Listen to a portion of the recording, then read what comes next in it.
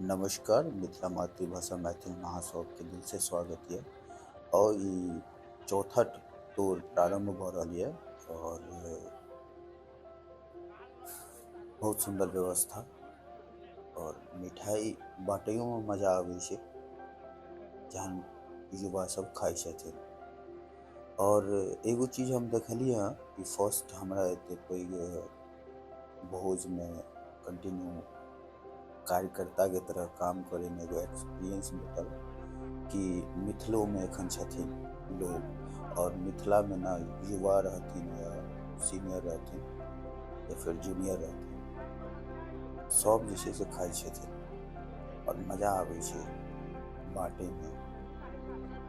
किया तऽ प्यार मोहब्बत से ना एगो दियौन दूगो दियौन एना एना करैत करैत नहीं किछु तऽ 35 गो खा जाइ छथिन। तऽ बढ़िआँ लगै छै बाँटैयोमे।